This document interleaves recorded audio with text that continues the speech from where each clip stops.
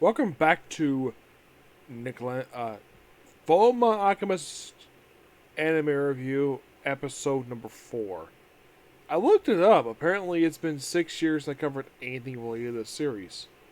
You're thinking, really? 6 years? Yes, the last thing officially covered for this series. I did a review of one of the light novels.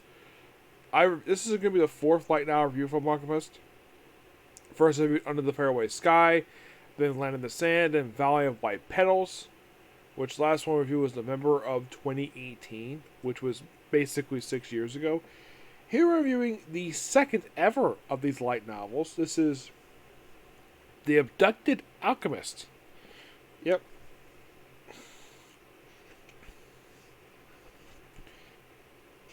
Yeah, so written by Makito Inoue, of course, original concept by the original creator from Alchemist, Himuro Akawa. Book came out in just a couple years ago, actually. Actually, released here just a couple years ago. It was first published in Japan, like, back in 2003. Interesting. The book itself, if you don't count the afterword, it's like 184 pages. Yes, so throughout most of this, basically, now, Al and Alphonse are looking for the Philosopher's Stone. That was a thing from the main series. Which, oh, in case you're curious though, even though it's been 6 years, I've only seen from Alchemist the franchise. I've only seen the remake series Brotherhood, which is fantastic. I love that series. I still have not seen the original anime or the movie that came after the series concluded, which it's one of those series that actually was well known to get remake because manga was already concluded at that point. Yes. So basically, this whole book is that they're looking for the Philosopher's Stone, and of course, basically, aside from these two, the other featured characters from the main series in this book is Rose Hawkeye and Roy Mustang. Yep. That's your primary stars of this book.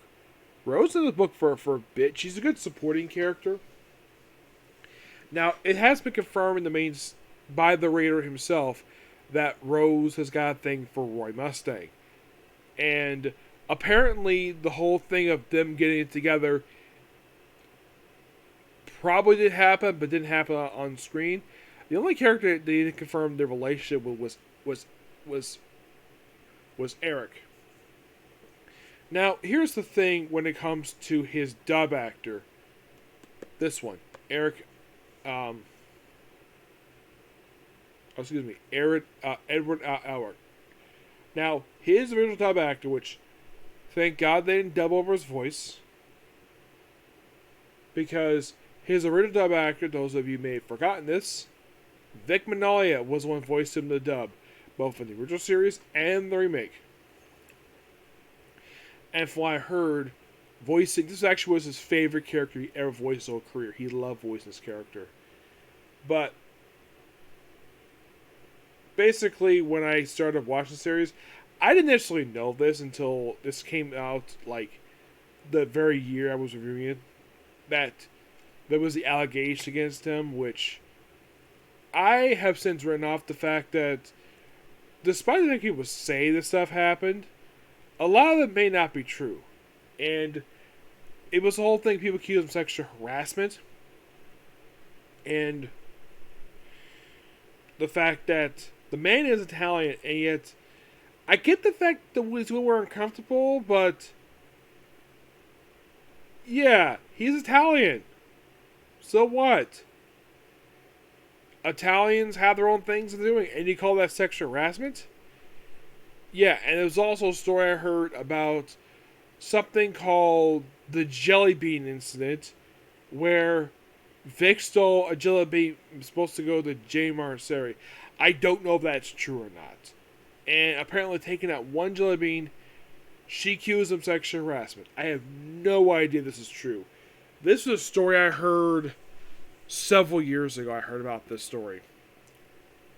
Now, I've never met Vic Mignogna at all. Never met him. I have not met Jamie. I have met Monica Real, which was another woman who accused him of sexual harassment. I also heard at one point that she actually asked him out on a date. And he said no. I should point out, though, Vic Mignogna is currently in his early 60s, and Monica Rial is in her mid 40s. Is in her mid 40s right now. So maybe he turned her down because of the age difference. That's possible. I don't really know. I never talked to her about him at all because I figured she'd probably not want to talk about him. I'm there basically talking about her characters, not about basically behind the scenes stuff that may or may not be true. Now, of course, I have heard that Sabat himself, when this stuff happened, he remained completely silent on the matter. Yes, he remained silent. He did not want. I'm sure he wanted nothing to do with this at all. But what about the story here? It's called The Abducted Alchemist because half of the story, Edward gets kidnapped in the book by the villains, and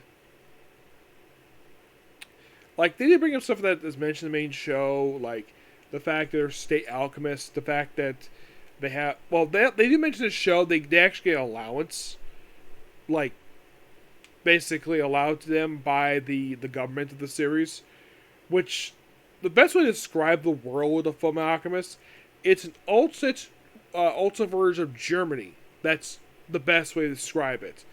Like, I would say like World War One, I think it was. Ultimate World War One, I think. That's kind of what basically what the whole series is here. And this one was kind of weird when Colonel Mustang was informed, oh, your son's been kidnapped. And Roy's like, what are you talking about? I don't have a son. Which he doesn't.